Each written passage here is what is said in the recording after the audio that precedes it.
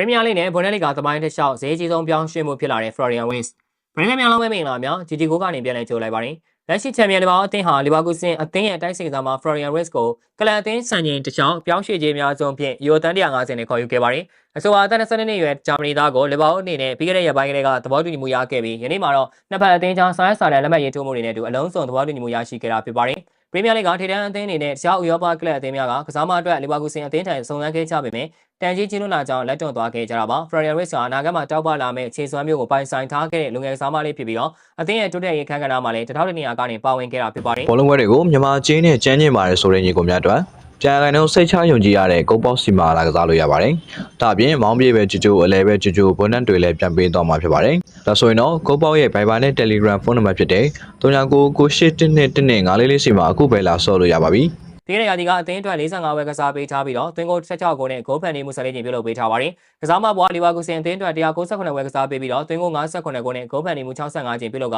အသင်းအတွက်ဖလား3လုံးယူဆောင်ပေးခဲ့သူဖြစ်ပါတယ်။လီဗာပူးဆင်အသင်းနဲ့အတူအရှင်ဟောင်ကောင်းနဲ့တလန်းလာခဲ့တဲ့ဝက်စာနောက်ဆုံးကစားခဲ့တဲ့9ရာသီမှာ rating 9အထိအတင်းငိမ်ဆုံးကစားနိုင်ခဲ့ပါတယ်။လီဗာပူးလိုလက်ရှိချန်ပီယံအသင်းကြီးကဝက်စ်လိုတောက်ပနေတဲ့လူငယ်ကစားမလေးကိုခေါ်လိုက်တာဟာကြားတကောင်ကိုအစဲတက်ပေးလိုက်တာနဲ့အတူတူပဲဖြစ်ပါတယ်။လက်ရှိလီဗာပူးပရိသတ်တွေကြားထဲမှာတော့ဝက်စ်ကိုခေါ်လိုက်တာဟာတန်ချင်းမြန်မာတာကြောင့်မတန်ဘူးပြောနေကြသလိုတချို့ကြတော့လည်းအသက်အရွယ်အရချိန်စွမ်းပိုင်းအရခြေနှက်ဖွယ်ကောင်းတယ်လို့ဆိုပြီးတော့ဝေဖန်နေကြတာဖြစ်ပါတယ်။ဘယ်လိုပဲဖြစ်ဖြစ်ဖြစ်လာမယ့်အနာဂတ်ဘောလုံးရာသီမှာတော့ဝက်စ်တရားလီဗာပူးမှာတောက်ပလာမလားဆိုတာဆက်လက်စောင့်ကြည့်ရတော့မှာဖြစ်ပါတယ်။အားလုံးကိုကျေးဇူးတင်ပါတယ်ခင်ဗျာ။